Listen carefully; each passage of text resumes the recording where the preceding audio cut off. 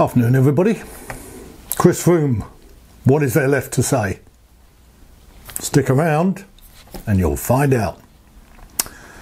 Welcome to my latest video. I've just been in York, in the beautiful county of Yorkshire for the last few days. Had a great time, but that's not what I'm here to talk about. But York and Yorkshire is obsessed with the Wars of the Roses. Richard III, Edward IV, ultimate defeat to Henry VII. You know your history. You've seen it on the telly. You've read the books. You know what it's about. Chris Froome is my Richard III. He's the winner. He's the king. Dumoulin, he's Clarence, the brother George, drowned in a vat of Malmsey, forgotten by history except in Shakespeare's plays. And the princes in the tower, who are they? Well, there are two princes in the tower, but there are three little ones in my retelling of the Wars of the Roses, and that's little Pozzovivo, little Miguel Angel Lopez, and Richard Carapace. Perhaps the rightful heirs to the throne, but dispatched with relish by Chris Froome. Pinot, Pinot Noir, the forgotten man. Whatever happened to Pinot? And Simon Yates, the king across the water, the usurper, Henry VII, almost ready to take Richard's crown. And in a twist that history wouldn't recognise, he didn't succeed. Richard, or Chris, those flailing legs, that awkward body, those skinny arms, thrashing away, he wins.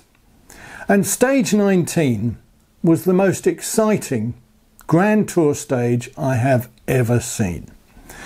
Chris Froome's attack 80 kilometres out on the Col de Fenest, or as Sean Kelly and the other one call it, Finisterre, as we know from our weather forecasts. His attack was simply unbelievable. But was it unbelievable? The haters on social media, those little fellows on their phones and their laptops and their computers in their darkened bedrooms, always casting aspersions, sideways glances, mistrusting Froome's achievements, never missing an opportunity to mention that unfortunate salbutamol episode.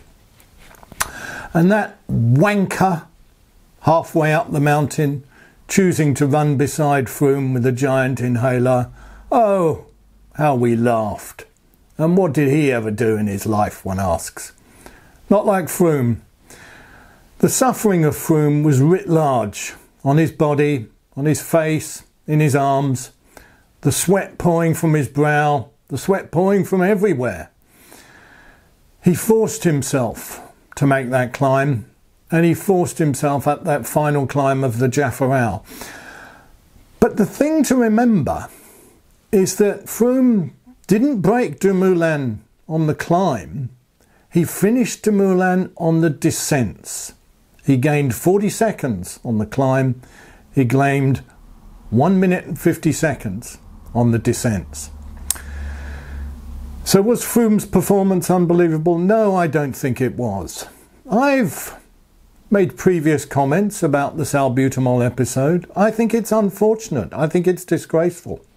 I think it shows a serious lack of judgment on the part of Sky and their medical staff. But it doesn't show to me that Chris is a doper. It doesn't show to me that he's a cheat. This showed for me that Chris Froome is by far the greatest tour rider of his generation. Grand Tours are won in the third week. They might be won a bit in the first week. They might be won a bit in the second week. But what counts is not who wears the pink jersey after stages 1 or 2 or 3 or 4 or 5 or so on, up to 18 or 19 or 20. Stage 20, yes. Who wears the pink jersey at the end of stage 20? He's the one who wears it to the end on stage 21. Nobody's going to attack on stage 21. Stage 21 is a procession. It's a procession into Rome, and the final part of this race was won by Sam Bennett, the revelation as a sprinter in a not very strong field of sprinters. Let's face it, although Viviani was the best there was, Sam Bennett ran him a very close second. Bennett won in Rome, Viviani took the points classification. But this Giro had it all. It had excitement, it had drama, it had pathos, it had sadness, it had failure, Simon Yates' unfortunate demise on the Col de Fenette, and Pinot's pneumonia-induced suffering. Those were sad, but they were sad sideshows. This was Froome's victory, written off by everybody, including me, in that first week. In the second week, he looked like a broken man. He looked like a lost man. But he came back in the third week where the Tour is won. He didn't give up. Sky's organisation, their planning for that breakaway was impeccable, and what we've come to expect from Sky. What made this Tour so exciting for me was that Sky did not dominate the race as they've done in all their previous tours. Dominate it to the point of, frankly, boring, and the last few tours have been boring.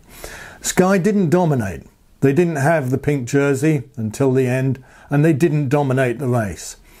And the race ebbed and flowed, and in the end it ebbed, and it ebbed to a glorious triumph for Chris Froome. I salute Chris Froome, and I hope that he's recognised as one of the great Tour riders. Only the third rider after Merckx and Hinault to win 3 Grand Tours in succession. And yes, the salbutamol case hangs over him. Yes, we don't know whether this Giro victory will actually stand. We don't know whether Chris will be allowed to ride the Tour. And if he does, we don't know that he'll win. We don't know whether he'll be stripped of his Vuelta title. In the end, I don't think that matters. We abhor the great dopers, but we salute Pantani, even though he was a great doper. And I salute Chris Froome. I don't think he's a doper. I don't believe he's a doper. And it's not that I don't want to believe, it's that I don't think he is. The pain that you saw on his face was not the pain of a doper. It was the pain of somebody giving everything to win a Grand Tour that he richly deserved. See you next time.